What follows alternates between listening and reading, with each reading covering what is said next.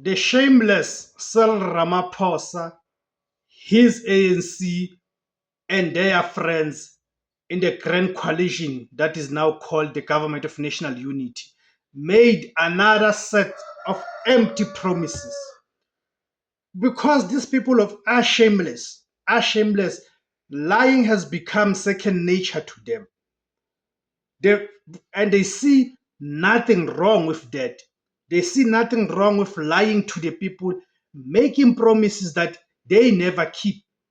This happened during the so-called State of the Nation address. Of course, that thing is just another event where taxpayers' monies get wasted. The real State of the Nation of the address, right? It was the one that was delivered on the 6th of July 2025 by Lieutenant General Nhlanhla Mkhwanazi.